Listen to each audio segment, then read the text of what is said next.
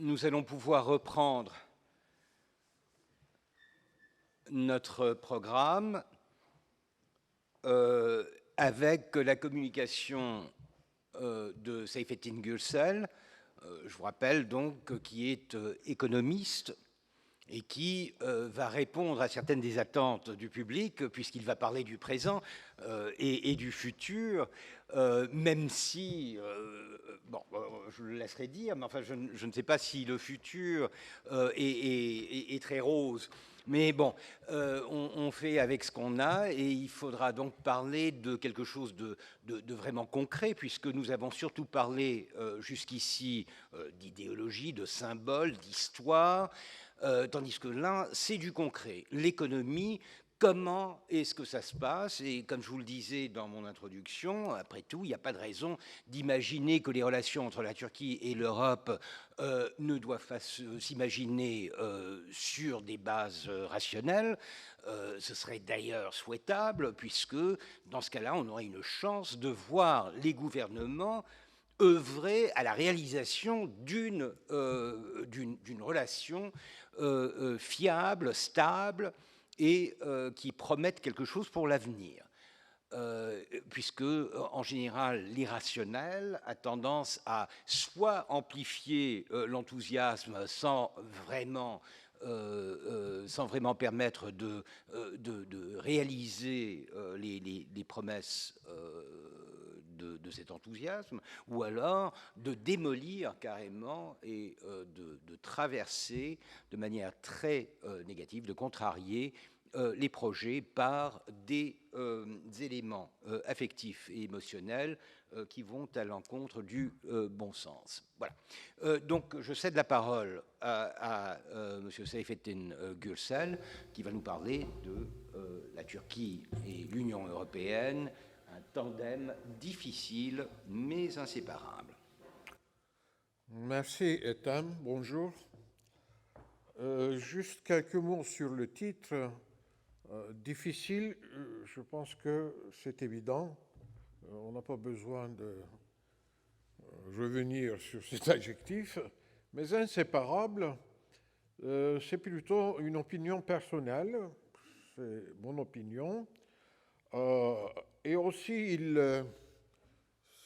l'inséparabilité contient aussi un peu, du point de vue cette affection et réalité, plutôt une affection, parce que je pense que cette inséparabilité n'est pas garantie, mais doit continuer à exister.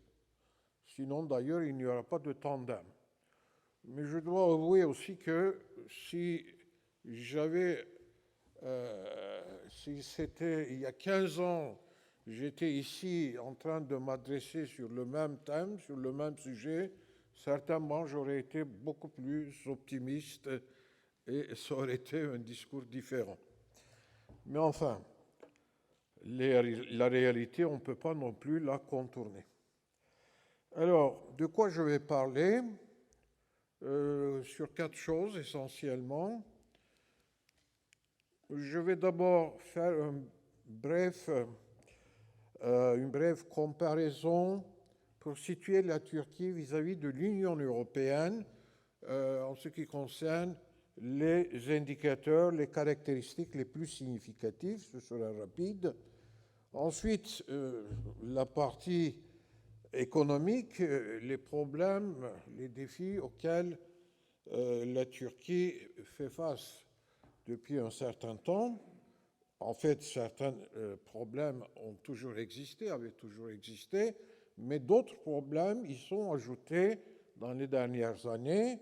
Ce sera un peu long, mais je tâcherai, je sais que la plupart d'entre vous probablement ne sont pas économistes, donc je tâcherai d'être aussi, disons, pointilleux sur certains aspects les plus intéressants et les plus problématiques. Et je vais essayer de donner aussi des explications nécessaires, bien sûr. Mais l'économie, en fait, la politique dans cette affaire est inséparable de l'économie.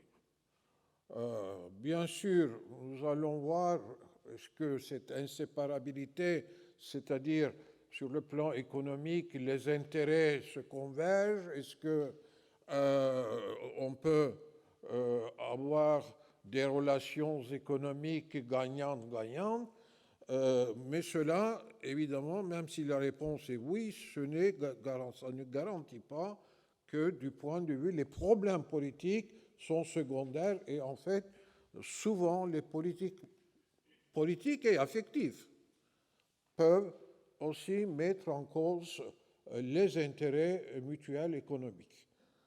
Donc le blocage insurmontable dans le processus d'adhésion, c'est, on va le voir, en fait, il n'est plus question d'adhésion, à mon avis, au moins dans un avenir prévisible. Pourquoi? On va en parler un peu.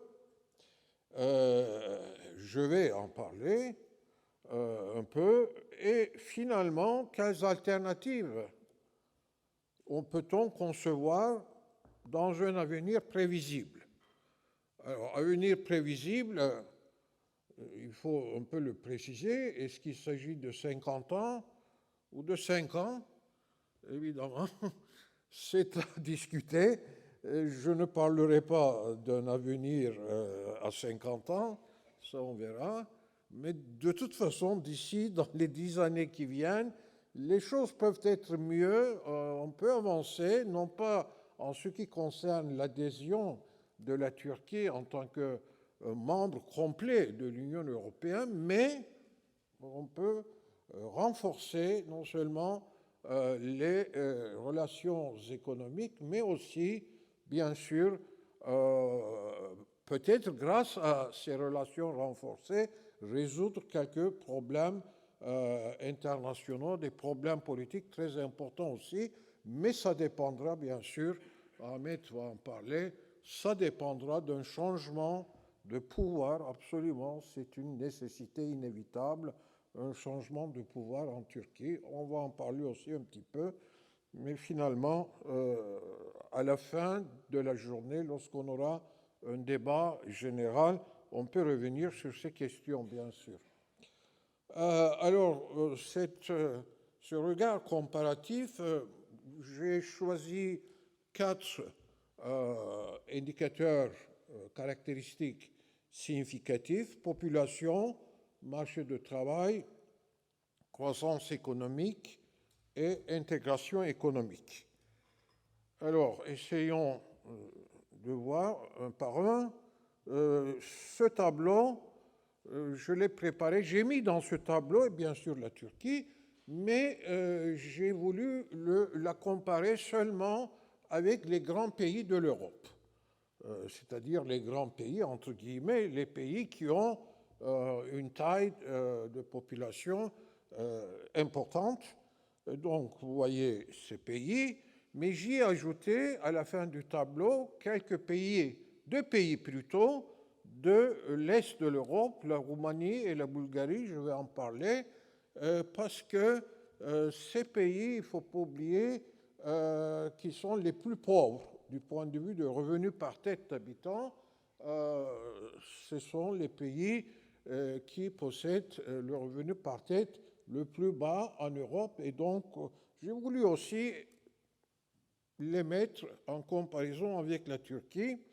Alors, qu'est-ce que la première remarque, l'évidence, ce n'était pas le cas il y a bien sûr même 5 ans. Il y a 20 ans, ce n'était pas du tout le cas. Mais c'était absolument prévisible, étant donné les taux de croissance de la population, que la Turquie, dans un avenir non lointain, deviendra le pays possédant la plus grande population de l'Europe. C'est déjà fait. En 2020, la Turquie est devenue un peu plus de population que l'Allemagne. La deuxième, bien sûr, remarque qu'il faut faire à partir de ce tableau, c'est que la population de la Turquie continue à augmenter, continue à croître. Les prévisions, il y a diverses prévisions pour l'avenir, mais très probablement la population de la Turquie sera stabilisée un peu moins de 100 millions. En tout cas, on dépassera les 90 millions, c'est sûr et certain. C'est la deuxième remarque. Troisième remarque, la Turquie continue à croître, la population continue à croître, mais ce n'est pas le cas dans l'Europe. Je crois qu'il y a l'exception de l'Irlande, mais à part l'Irlande, comme vous voyez, les grands pays, l'Allemagne, zéro, pas de croissance, Espagne, c'est presque ça.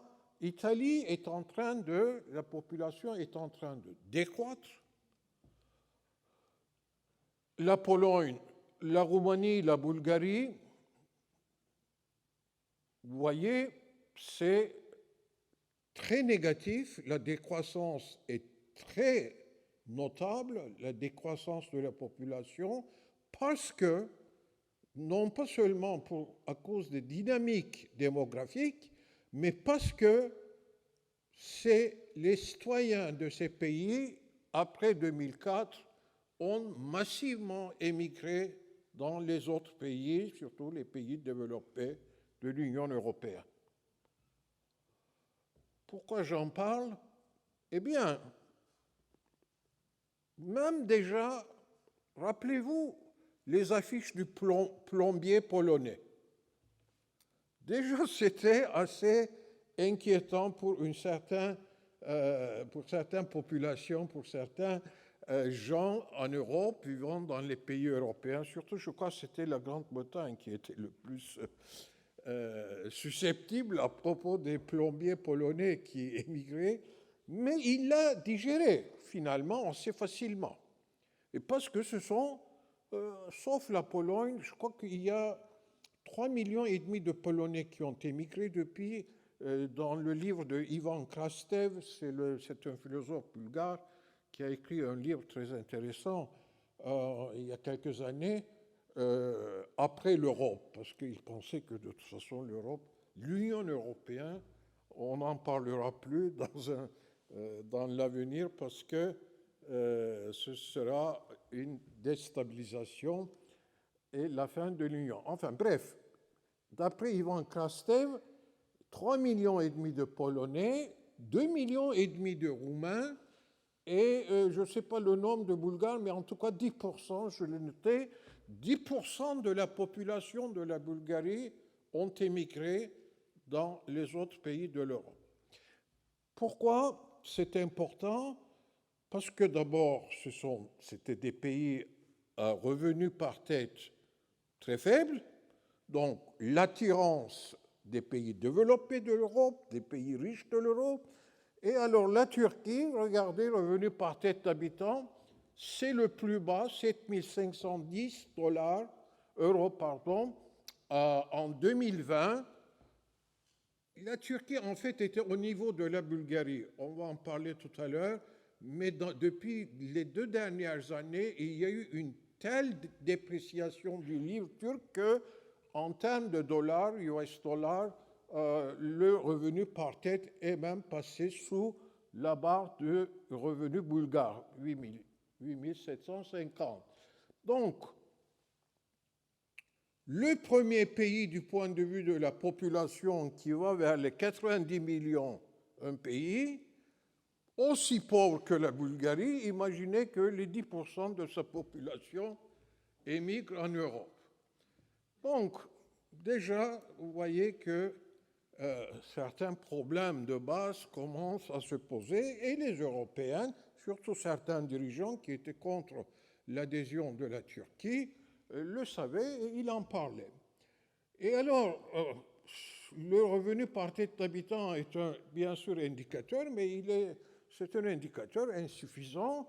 Regardons du côté du marché de travail, le taux d'emploi, sans surprise, je pense pour vous, la Turquie en fait était au niveau à peu près d'Italie du point de vue taux d'emploi, mais j'ai mis les taux d'emploi des 2 dernières années, 2019-2020, pour aussi vous montrer quel a été l'impact de la pandémie Covid-19 sur ce marché. Donc, c'est évident, la Turquie, le taux d'emploi en Turquie a baissé d'une façon très significative. Il y a une reprise maintenant, mais toujours est-il qu'en 2020, le taux d'emploi était le plus faible parmi les pays de ce tableau en Turquie. Alors, peut-être vous remarquez, juste toujours pour comparer avec les pays de l'Est, Pologne, Roumanie, Bulgarie, ils ont des taux d'emploi assez grands et des taux de chômage assez bas. C'est l'héritage socialiste, en fait. Les taux d'activité des femmes sont très élevés dans ces pays, le chômage est beaucoup moins important. Alors qu'en Turquie, ce n'est pas le cas, sauf l'Espagne, c'est une exception, mais un peu l'Italie aussi. La Turquie a un taux de chômage assez élevé. Alors, si vous combinez tout ça, population, très grande population en train de croître, un revenu par tête bas, donc pauvreté, et un taux de chômage élevé, donc déjà, bien sûr, c'est une menace pour la stabilité de l'Europe. Est-ce que l'Europe peut digérer si la Turquie continue toujours, par exemple, 20 ans après, si la Turquie est toujours aussi pauvre par rapport à l'Europe, évidemment, c'est un problème, à mon avis, insurmontable. Alors, est-ce que les choses peuvent changer du côté de la Turquie? Ça, on peut en débattre. Alors, taux de croissance, donc, est-ce que les choses peuvent changer? J'ai tout simplement résumé dans ce tableau les 3 dernières, le moyen des 4 dernières années, 14, 15, 16, 17, et les 4 années plus récentes, 2018, 2021. Alors, on n'a pas fini encore 2021, mais j'ai pris les estimations optimistes du gouvernement turc pour 2021, mais ce n'est pas exagéré, je dois le dire. Et l'Union européenne pour 2021, c'est l'OCDE. Donc, ce sont des moyens. Alors, qu'est-ce que vous voyez? C'est très aussi frappant. La Turquie avait un espoir de forte croissance, en fait, grâce à la forte croissance économique, on aurait pu dire que l'écart entre les pays développés de l'Europe et la Turquie sera de moins en moins important. La Turquie va s'enrichir, le revenu par tête d'habitants va augmenter, le taux de chômage ne sera pas aussi élevé, donc le fardeau potentiel de la Turquie pour les pays européens sera de moins en moins, sera moindri avec le temps. Mais ça n'a pas l'air d'être le cas. En tout cas, étant donné les 4 dernières années, y compris cette année. Vous voyez 3,8%. Alors qu'en Europe, vous remarquez déjà la croissance économique est basse et c'est normal, c'est une économie développée. Il y a des problèmes, bien sûr, mais 2%, 1,8%, c'est plutôt une stabilité et la théorie de la croissance économique le prédit de toute façon. Mais regardez la Turquie, presque de 6% passe au-dessous de 4%. Vous pouvez me dire que 3,8%, mais c'est pas mal non plus. Non, ce n'est pas vrai. Ce n'est pas vrai pour une raison très simple, j'en reviendrai, parce que tout à l'heure, nous avons parlé que la population de la Turquie continue à croître, donc chaque année, la population à l'âge de travailler augmente. À peu près chaque année, il y a 900 000, 1 million de jeunes qui passent de 14 ans à 15 ans. Donc, il faut trouver des emplois à ces nouveaux venus à l'âge de travail, et il faut un minimum de création d'emplois pour employer ces gens, et ce minimum de création d'emplois nécessite un minimum de croissance économique. Je pense que je n'ai pas besoin d'expliquer longuement pourquoi ça est ainsi. Et alors, on s'occupe de ça, moi particulièrement aussi avec mon centre de recherche. Les 10 dernières années nous montrent que, étant donné l'élasticité croissance-emploi, il faut au moins 4% de croissance économique pour maintenir le taux de chômage à ce niveau actuel qui est élevé. Alors, dans ce cas, bien sûr, vous voyez le défi pour aussi l'avenir. Pourquoi le taux de croissance est devenu si faible en Turquie? Parce que le gouvernement AKP a fait des erreurs monumentales.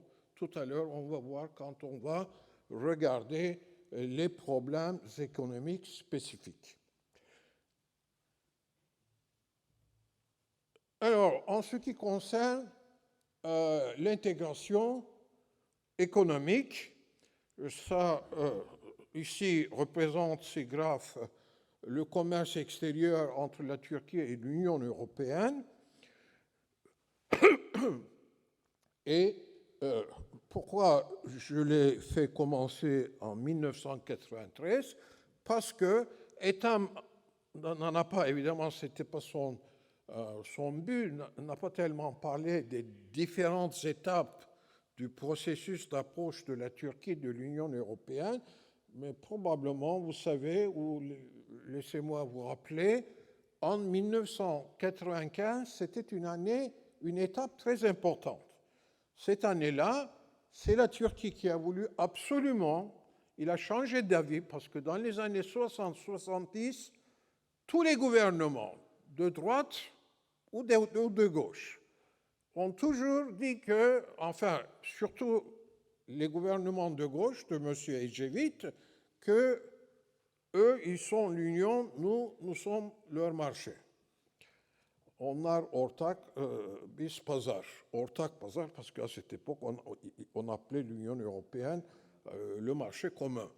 Bon, mais ça, après, dans les années 1990, les avis ont changé et le gouvernement en place, c'était un gouvernement de coalition, il a absolument voulu signer un traité d'échange libre avec l'Union européenne, plus particulièrement de constituer une union douanière. Les Européens, ils ont hésité, etc., parce que la Turquie pensait que ce serait une étape dans l'adhésion, dans le processus d'adhésion. Parce que dans les années 1990, l'Europe n'avait pas encore allumé le feu vert pour la Turquie. Et, bon, je passe les détails, ceci a été signé en 1996. Et c'était un cas unique. Jamais dans l'élargissement de l'Union européenne, les pays candidats avaient passé par cette étape d'union douanière avant. Bon, c'était une exception faite à la Turquie. Et alors, qu'est-ce qui s'est passé? Vous regardez 1993-1996, de toute façon, les exportations de la Turquie vers l'Union européenne, le bleu, était déjà en marche et cela n'a pas changé de rythme des exportations de Turquie. Évidemment, dans les années 2000, il y a eu une légère accélération, mais cela a d'autres raisons. 2008, c'est la grande récession dans le monde, comme vous savez, donc, mais après ça a continué. Alors, moi, en tant qu'économiste, quand je regarde ça, je me dis que l'union douanière, finalement, n'a pas créé d'une accélération, n'a pas causé une accélération particulière des exportations turques vers l'Union européenne. on peut dire aussi, s'il n'y avait pas eu l'union douanière, à mon avis, le même rythme d'augmentation des exportations aurait été observé. Et quant aux importations, le graphe rouge, c'est-à-dire ce que importe la Turquie de l'Union européenne, là, c'est plutôt autre chose. On voit que c'était dans l'intérêt de l'Union européenne parce que ces importations ont plus rapidement augmenté que les exportations et le déficit qui existait déjà au début des années 90 s'est élargi, le déficit extérieur en faveur de l'Union européenne s'est élargi. Alors, une dernière question à ce propos du commerce extérieur. Quelle est l'importance pour la Turquie de l'Europe et quelle est l'importance de la Turquie non, j'ai dit, c'est l'inverse. Quelle est l'importance de l'Europe pour la Turquie et quelle est l'importance de la Turquie pour l'Europe? Alors, ce sont les parts dans le commerce extérieur de la Turquie et de l'Union européenne. Alors, à gauche, vous pouvez voir la part de l'Union européenne dans les exportations de la Turquie et dans les importations. Qu'est-ce que vous remarquez? Déjà, à partir de la fin des années 90, d'abord c'était de l'ordre de 50%. Donc, le marché européen est très important pour l'économie turque, mais après, après 2000, ça commence à diminuer. Mais toujours important, puisque plus de 40% finalement la part de l'Union européenne dans le commerce extérieur de la Turquie. Bon, les détails, les causes ne nous intéressent pas, mais aussi n'oubliez pas que la Turquie a besoin d'énergie, d'importer du pétrole, d'importer du gaz naturel, etc. Il y a eu une ouverture vers le Moyen-Orient, vers l'Asie, etc. Donc, c'était normal. Mais regardez l'Europe, en fait, c'est à droite. La part de la Turquie, du marché turc dans les exportations et les importations européennes, comme vous pouvez voir, évidemment, ce n'est pas négligeable. Nous sommes à peu près aux environs de 4%, mais il y a une asymétrie évidente et ce n'est pas très surprenant parce que la Turquie n'est pas encore un pays économiquement très développé. Donc, à mon avis, la conclusion sera que la Turquie a moins besoin de l'Europe a moins besoin de la Turquie que la Turquie a besoin de l'Europe en matière de commerce extérieur. Alors, dernièrement, je voudrais jeter un coup d'œil. Toujours, nous parlons à propos de l'intégration économique, les investissements directs étrangers. Vous savez que c'est très important pour la croissance, en particulier d'un pays comme la Turquie, parce que tout à l'heure, dans les problèmes économiques, je vais vous montrer, la Turquie structurellement a besoin des capitaux étrangers pour avoir un taux de croissance élevé. Alors, c'est très remarquable ça. Ce n'est pas comme le commerce extérieur. Regardez ce qui s'est passé. En 2003, presque négligeable, les flux de capitaux directs étrangers en Turquie, absolument négligeables. C'est de l'ordre de 2-3 milliards de dollars. Vous pouvez lire à gauche, sur l'axe à gauche, vertical. Et la part de l'Europe était déjà d'ailleurs importante, plus de 50%, les barres rouges, d'accord? Ce sont les parts de l'Europe, la part de l'Europe dans les investissements directs étrangers. Alors, tout d'un coup, à partir de 2005, les investissements directs étrangers font un saut, mais un saut remarquable. Et il continue en 2006. Incroyable, de 2 milliards, 3 milliards de capitaux directs étrangers, d'investissements étrangers, on passe à près de 20 milliards de dollars par an. Qu'est-ce qui s'est passé? Vous vous souvenez peut-être, mais sinon, je vais vous le rappeler. Parce qu'au Conseil européen de décembre 2004, le Conseil, finalement, a dit que la Turquie est candidat à l'adhésion. Et rien que cette annonce, et le 3 octobre 2005, la Turquie a commencé à, entre guillemets, négocier l'adhésion officiellement. Vous voyez l'impact sur le volume de l'investissement étranger, et surtout européen, parce que, vous voyez, les investissements européens sont montés jusqu'à 80%, presque dans l'ensemble des investissements directs étrangers. Après, qu'est-ce qui s'est passé? Une dégringolade, et on va aussi en parler parce que la Turquie commença à s'éloigner de l'Europe, et l'Europe aussi, à vrai dire, n'a pas fait grand-chose, et parfois, il a aussi encouragé cet éloignement de la Turquie de l'Europe à cause des nombreuses, je dirais, difficultés qu'elle a inventées dans ce processus d'adhésion. On va les voir les plus importants. Ici, c'est un tableau, je passe, c'est pour vous donner une idée, c'est le stock, évidemment, de l'investissement direct étranger. Dans ce stock, les Pays-Bas, l'Allemagne, Luxembourg, Luxembourg, ça n'a pas d'importance, ils cachent les autres firmes appartenant à d'autres pays, mais vous voyez que déjà, la Turquie, Qatar, c'est presque 30 milliards.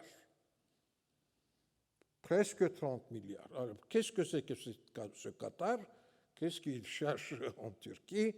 Eh bien, je vous dirais que ce n'est pas évidemment des investissements industriels, mais il a une banque, donc un peu d'investissement financier, mais surtout l'immobilier.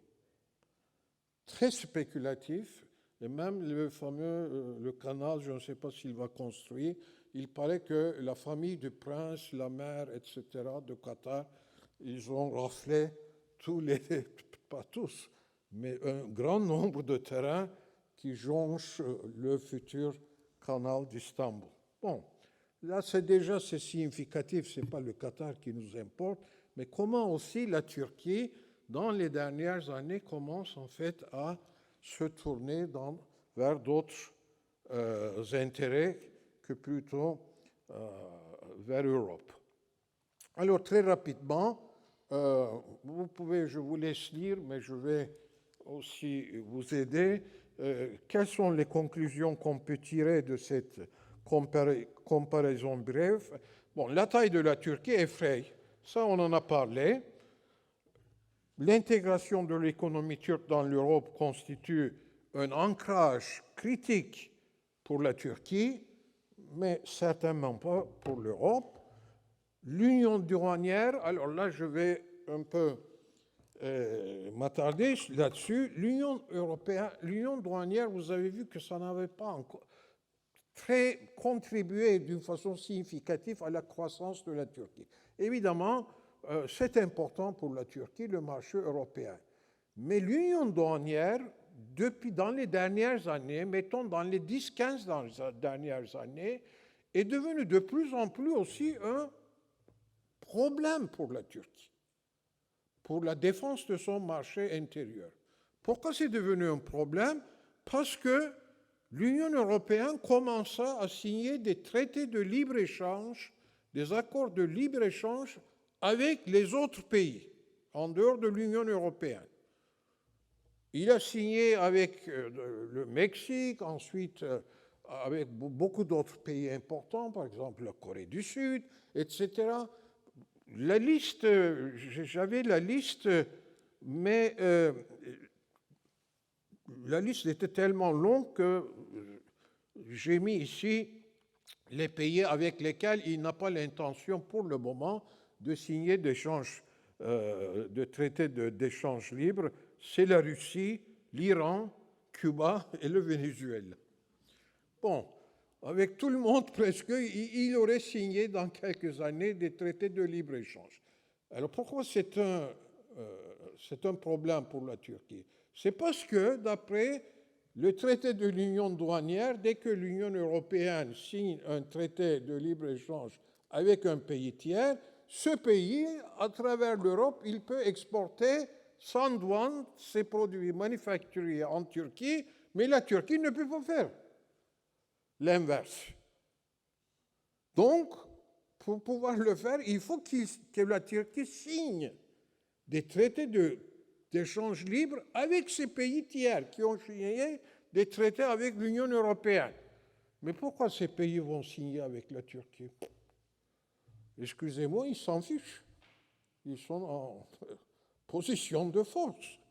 C'est la Turquie qui doit frapper leur porte et les prier de signer. Et c'est ce qui s'est passé en fait avec un certain nombre de pays. La Turquie n'a pas pu signer. Donc la Turquie, pourquoi c'est important? Parce que la Turquie veut, depuis quelques années, non seulement élargir l'union douanière aux services et aux produits agricoles, il n'était pas inclus en 1996, mais aussi avoir des nouvelles règles en ce qui concerne avec ces accords d'échange libre avec les pays tiers. Mais c'est toujours au point mort.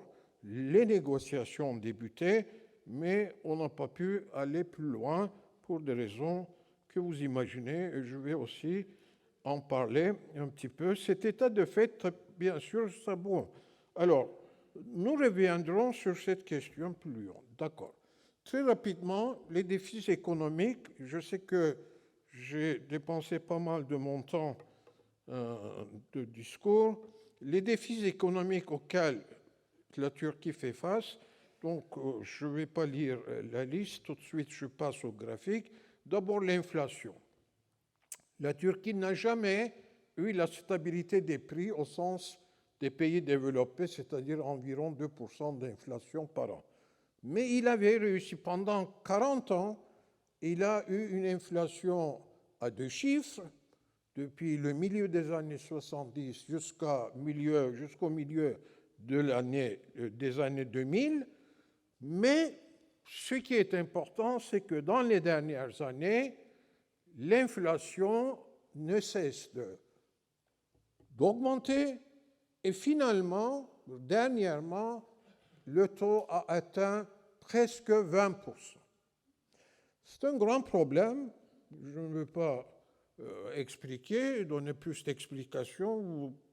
Je pense que vous savez pourquoi c'est important, mais évidemment, il faut se poser la question pourquoi?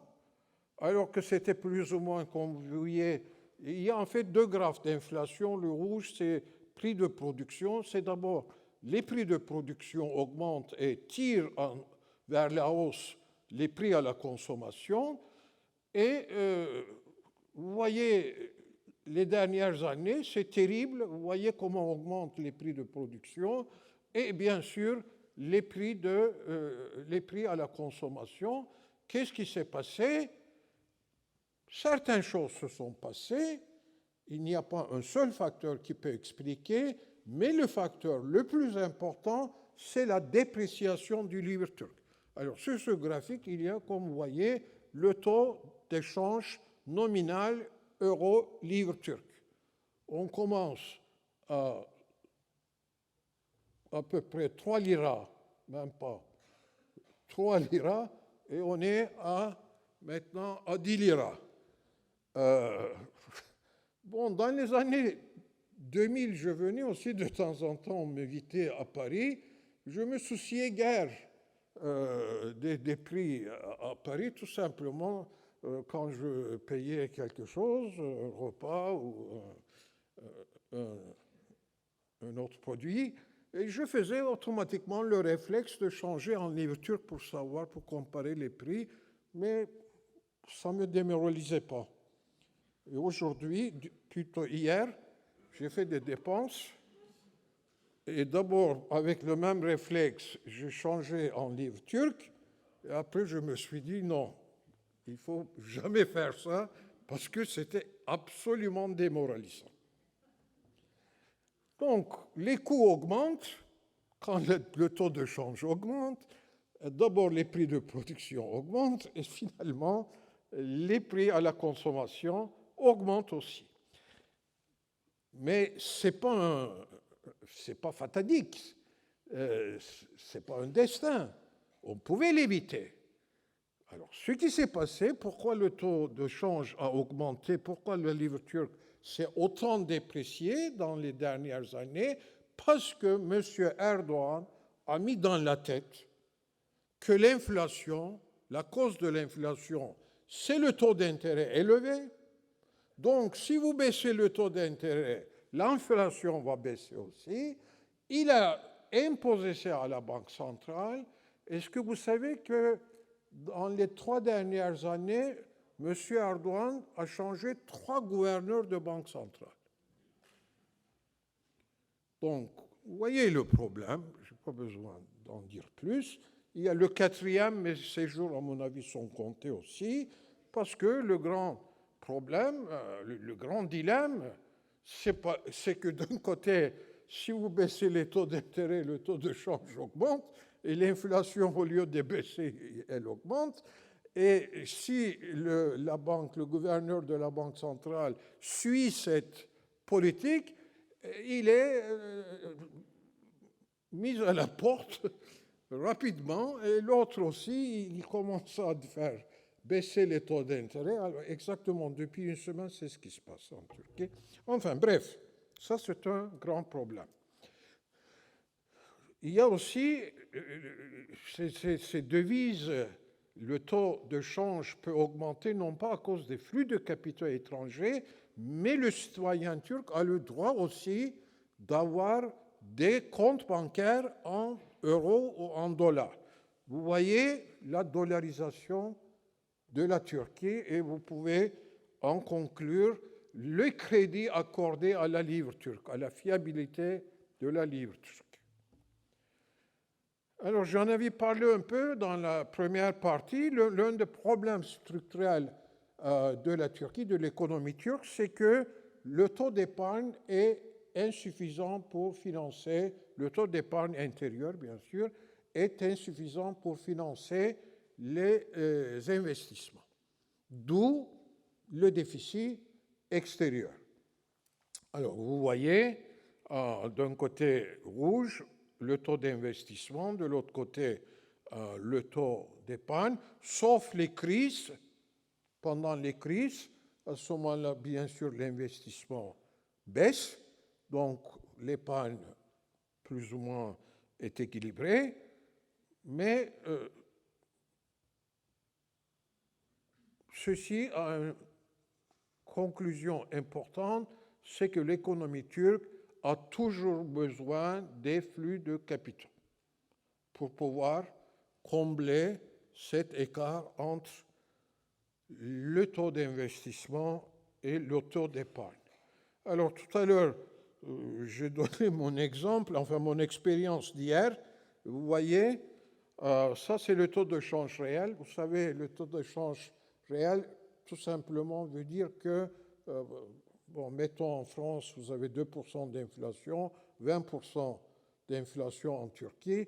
Normalement, le taux de change, dans un an, en Turquie, le taux de change nominal doit augmenter de 18% pour garder le taux de change réel stable, inchangé. D'accord? 2% d'inflation en France, 20% en Turquie, la différence 18%. Bon, je simplifie bien sûr. Et alors, si le taux de change réel, comme vous voyez ici, d'abord a énormément augmenté, a mis en danger la compétitivité des produits manufacturiers turcs, parce qu'il y avait un énorme flux de capitaux qui a déferlé dans l'économie, sur l'économie turque. Mais après, vous voyez, depuis 2010, d'abord très volatile, mais la tendance est absolument à la baisse et on est arrivé à incroyable, à 60% en taux de change réel du taux de change réel de l'année 2003. C'est pourquoi j'étais effrayé hier quand j'ai commencé à payer le restaurant.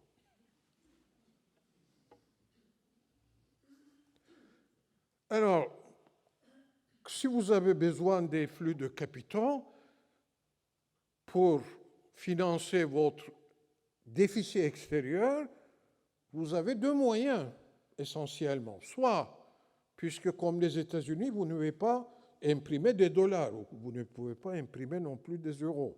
Donc, soit il faut que l'investissement étranger soit en grand volume, de façon à combler sans s'endetter le déficit extérieur.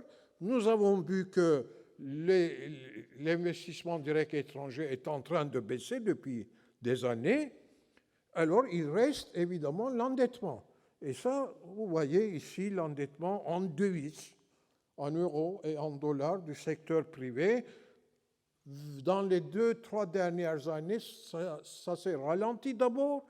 Ensuite, ça a commencé à baisser doucement. Pourquoi? C'est le fameux désendettement, parce que les firmes sont effrayées par la dépréciation du livre turc et à tout prix essayent de se désengager de cette dette très importante. Ça, pourquoi c'est important? Et parce que ça va peser sur les investissements. Si ça pèse sur les investissements, ça va attirer vers le bas le taux de croissance économique. Et vous savez combien il est important pour la Turquie. Donc, du point de vue, je passe rapidement, une chose, les finances publiques sont, depuis de longues années, en Turquie, en accordance avec les critères de Maastricht.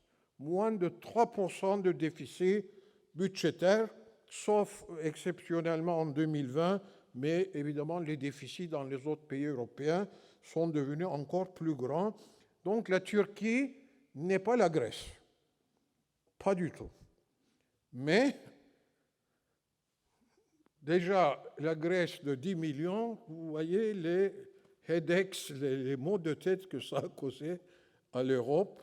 La Turquie, pour d'autres raisons, si jamais elle ne sort pas de cette, je dirais, de ce sentier de croissance basse, faible, aussi peut avoir, même si les finances publiques n'est pas aussi inquiétant. Bon, je passe ça. Qu'est-ce qui se passe? Vous vous endettez, très rapidement, une minute. Si vous vous endettez, vous payez des taux d'intérêt. Et si les gens qui vous prêtent de l'argent, les grandes banques internationales, commencent à s'inquiéter de plus en plus que peut-être dans l'avenir, vous ne serez pas capable de payer vos dettes, alors il y a un marché, les risques de primes, CDS, Credit Default Swaps.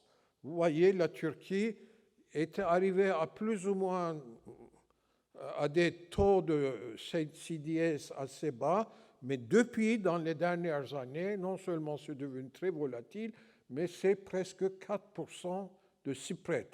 Ça veut dire que si la Turquie, une firme turque ou le Trésor turc obtient un crédit des marchés internationaux, mettons que le taux d'intérêt courant pour des pays sans risque, c'est 2%, la Turquie paye 6%. Donc, c'est absolument pas soutenable. Et le marché du travail, on en avait parlé, mais ici, on voit peut-être de façon plus. J'ai pris juste les dernières années. Alors, le nombre de chômeurs a augmenté. Après, pendant la pandémie, vous voyez, d'abord, l'emploi a fait une chute presque libre, c'est normal, c'était le printemps 2020, lorsque le Covid a frappé l'économie, le pays, et après, il y a eu une reprise. On n'a pas encore compensé toutes les pertes d'emploi, mais quand même, il y a eu une reprise forte. Mais qu'est-ce qui se passe? Vous voyez, le nombre de chômeurs aussi baisse alors que l'emploi baisse. Oui, Priscilla, mon amie, on avait fait les études d'économie ensemble. Elle a fait un tic en disant comment ça peut se faire. L'emploi baisse, le nombre de chômeurs baisse aussi.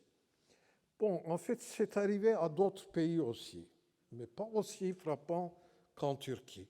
Ce qui s'est passé, c'est que beaucoup de gens désespérés, qui n'espéraient pas de trouver du travail, en fait, dans les conditions données, ils sont sortis du marché du travail. Ou si vous voulez, sortir du marché du travail, ça veut dire ils ne cherchaient plus d'emploi. Si vous ne cherchez pas d'emploi, vous n'êtes pas considérés comme des chômeurs selon les critères de l'Organisation de travail internationale. C'est aussi simple que ça. Donc, pourquoi c'est important? En fait, les taux de chômage que je vous ai montrés tout à l'heure, bon, plus de 13%, maintenant c'est presque proche de 13%, ne reflètent pas la réalité, tout à fait. Le problème de chômage est encore plus grave en Turquie, parce qu'il y a un potentiel de chômeurs qui s'est constitué, et c'est presque 3 millions. Et on le mesure aussi. Donc, à droite, sur le graphe de droite, vous voyez le taux de chômage. Les barres bleues, c'est le taux de chômage, disons, normal, standard.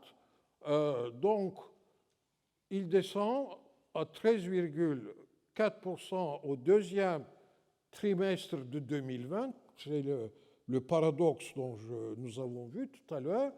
Il descend à 12,4%, mais en 2020, vous voyez, au deuxième trimestre, c'est-à-dire c'est le printemps 2020, le chômage au sens large, c'est presque 23%, alors qu'il était de 14,4% au deuxième trimestre 2015. Donc, le chômage est un problème encore plus inquiétant. Et finalement, je laisse regarder le graphique parce que le temps avance. Ce sont la dégradation des institutions en Turquie dans les dernières années. En fait, ça aussi, c'est très négatif, un effet très négatif sur la croissance. Bon, je n'entre pas dans les détails, mais Daron Acemoğlu, par exemple, a très bien, dans ses derniers livres, a montré pourquoi ces institutions sont très importantes pour une croissance de qualité. Bon, bref, regardez, tout en baisse. Et en particulier, en gris, c'est quoi? Political stability and absence of violence, terrorisme, etc. Le bleu, regularity, quality, toutes les institutions économiques. J'ai parlé un petit peu de la Banque centrale. Il n'est plus question de l'indépendance de la Banque centrale en Turquie. C'est le président qui dicte directement la politique monétaire. Mais c'est le cas aussi pour les banques publiques. Il y a trois banques très importantes publiques. Et Erdogan peut ouvrir le téléphone et dire que vous baissez vos taux d'intérêt pour les ventes des logements à hypothèque. Et il l'a fait. Bon. Et Ahmet va en parler aussi, mais regardez, s'il vous plaît, ce dernier graphe. C'est la liberté d'expression, index de World Bank. Alors j'ai mis le Brésil aussi, parce que depuis Bolsonaro, on s'inquiète beaucoup pour le Brésil, mais j'ai mis le Brésil parce que j'ai vu qu'en fait, il s'en sort mieux que la Turquie.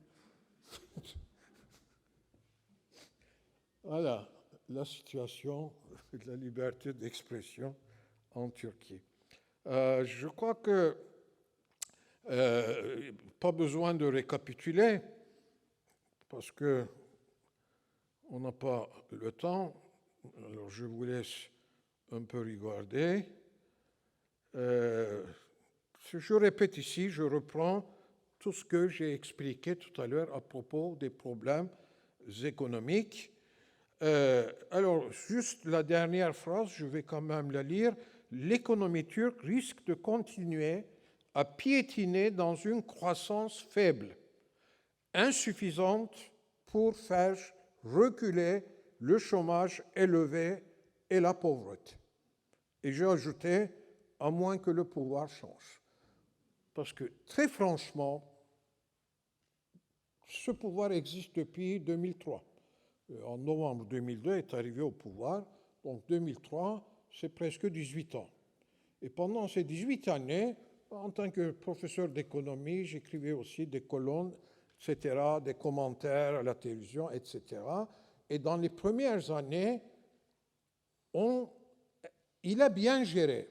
Évidemment, il manquait des choses, mais ce pouvoir a bien géré l'économie. Et quand je voyais ça, je disais que ça, c'est bien fait. Et pour ça aussi, dans mon quartier de gauche, j'étais assez critiqué et mal vu parce que je disais ce qui me semblait juste. Mais depuis les dernières années, je trouve absolument rien.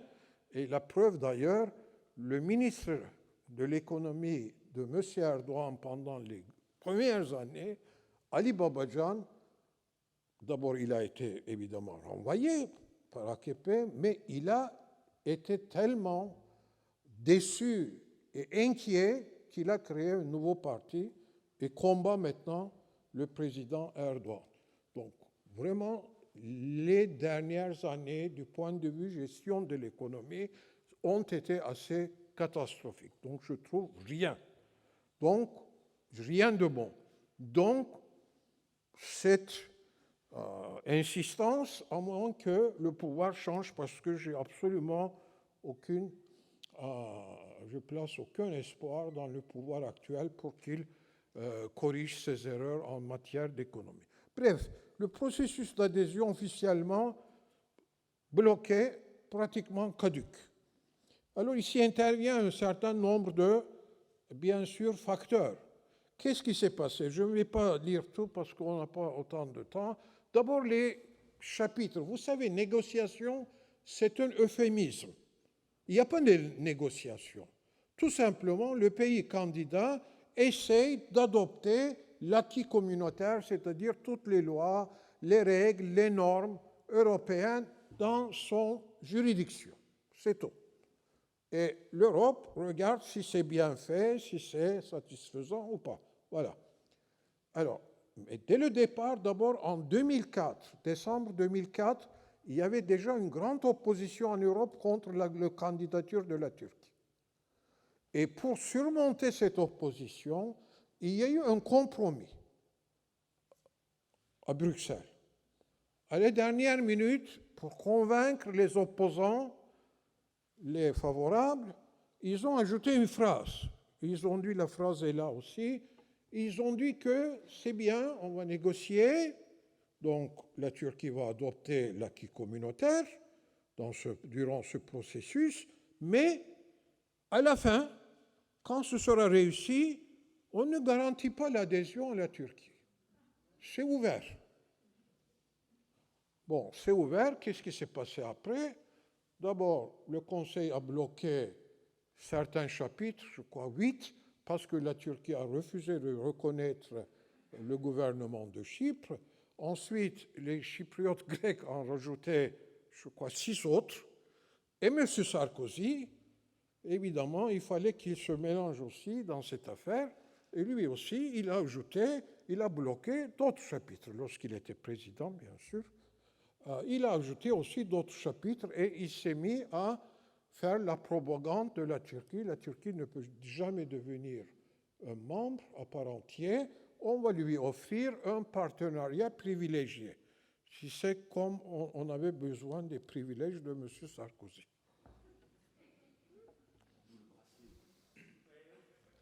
Bon. Alors, quelles alternatives on peut? Je finis là-dessus. Bon, d'abord du côté turc. Puisqu'on est arrivé, je pense que vous vous posez la question, mais pourquoi les ponts ne sont pas jetés? Pourquoi la Turquie n'a pas dit, surtout Erdogan, qui a bien reconvertir le musée de Sainte-Sophie en mosquée du jour au lendemain, pourquoi il n'a pas dit « j'en ai assez et donc je refuse, je me tire de la candidature ». Mais il ne le fait pas parce qu'il sait très bien, j'ai essayé d'expliquer, que la Turquie économiquement a besoin de cet ancrage européen. Donc il ne veut pas jeter les ponts. Et qu'est-ce qu'il peut faire? Comment on continue? Il est impossible, on ne peut pas continuer. L'Europe dit clairement, j'ai fait des citations, le Conseil a dit que la Turquie s'est éloignée de l'Europe, s'est éloignée des critères de Copenhague, il n'est pas question de continuer les négociations, il a dit même qu'il n'est pas question de continuer les négociations à propos de l'élargissement de l'union douanière. Et qu'est-ce que fait Erdogan? Il dit, chaque fois que le Parlement européen ou la Commission publie quelque chose en rappelant cette réalité, de fait, Erdogan et les autres, les ministres, ils disent c'est nul et non avenu. Voilà, c'est tout ce qu'ils disent. Et évidemment, c'est qu'ils ne veulent pas jeter l'éponge. Parce que si je jettent l'éponge, il y aura des chocs adverses, des chocs négatifs en ce qui concerne le climat d'investissement, surtout étranger, en Turquie, etc. Et côté européen, et puis ils le disent tout ça, mais ils n'ont jamais pris l'initiative officiellement de dire que maintenant la Turquie n'est plus candidat à l'adhésion. Bon, le Parlement européen, il y a des motions de propositions, etc. Mais pour le moment, l'Europe aussi ne bouge pas. Pourquoi? Parce qu'elle aussi craint de jeter l'éponge. Et là, son grand problème, c'est la menace des émigrés. Donc, à côté de Erdogan, à côté de l'élargissement de l'union douanière, il y a un deuxième projet très important pour M. Erdogan, c'est faire supprimer le visa de Schengen pour un certain nombre de citoyens turcs. Est-ce qu'il a raison? Absolument. Moi, j'ai un passeport vert parce que j'ai été fonctionnaire, haut fonctionnaire, etc., professeur, donc je suis dispensé de visa. Mais en plus, est-ce que économiquement ça a un sens? Non, ça c'est un privilège, tout simplement.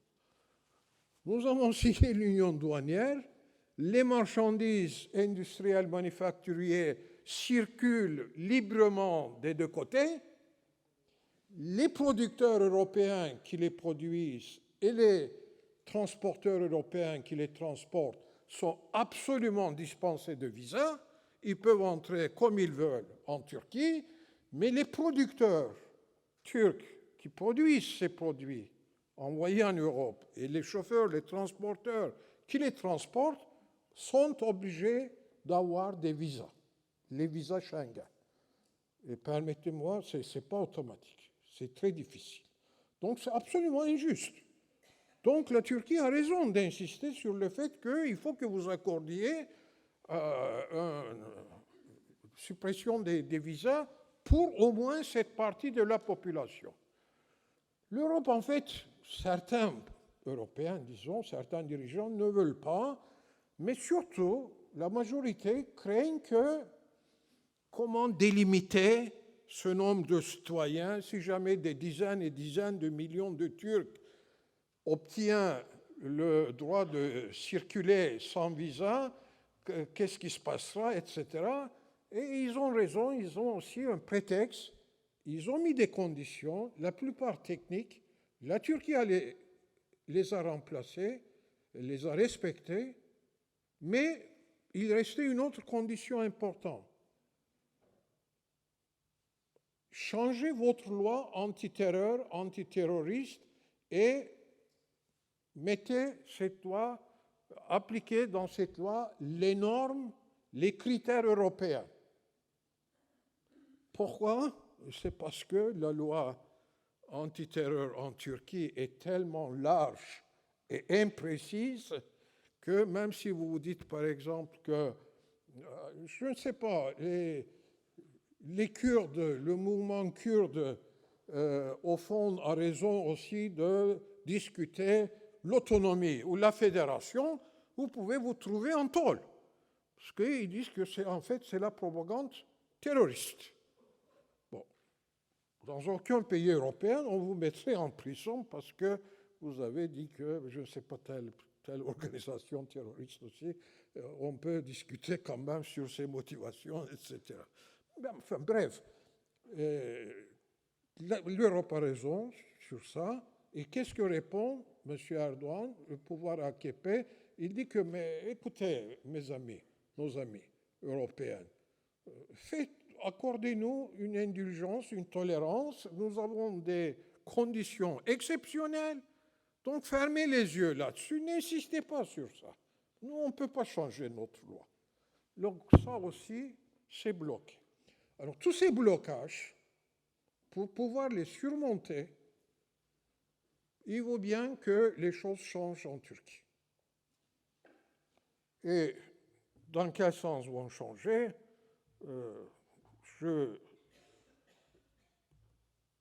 D'abord, du côté européen, j'avais mis, je crois on peut consulter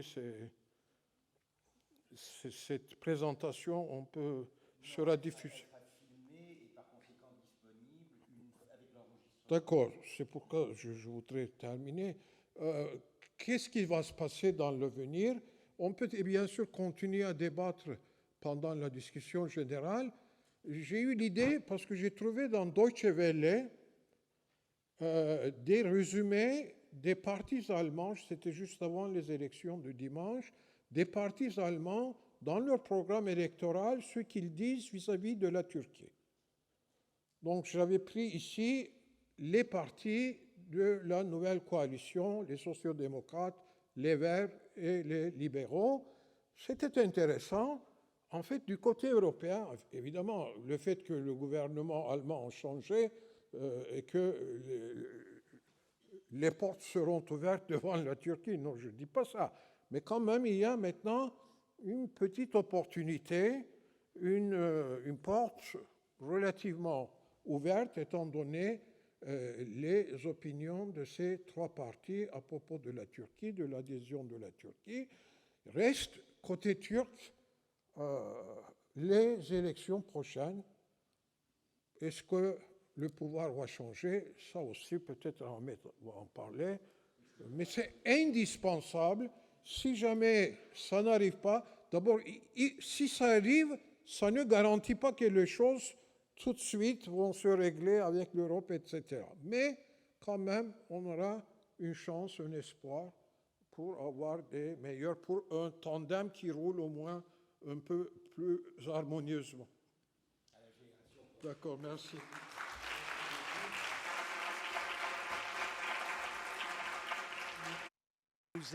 Nous avons dépassé le temps prévu par le programme.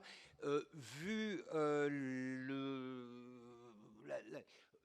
le contexte économique et politique qui a déjà été évoqué, je pense que nous pouvons discuter de ces questions dans l'après-midi, peut-être à la suite de la contribution d'Ahmet İnsel, puisqu'il va nous parler d'un des problèmes majeurs de cette question économique et de l'adhésion, qui est le problème politique et idéologique. Donc, si vous voulez bien, je vais vous donner rendez-vous pour 2 heures, comme prévu. Pour reprendre, nous aurons donc l'intervention d'Ahmet İnsel. Ensuite, nous aurons un petit battement d'une dizaine de minutes pour les réglages, puisque vous vous souviendrez que Orhan Pamuk va s'adresser à nous via Zoom. Il faudra donc quelques réglages. Je pense qu'on pourra se connecter avec New York à 15h10. Et ensuite, après la présentation d'Orhan Pamuk, nous passerons au débat final, ce qui sera une occasion de revenir sur certaines des questions qui ont déjà été évoquées. Je vous remercie et à cet après-midi.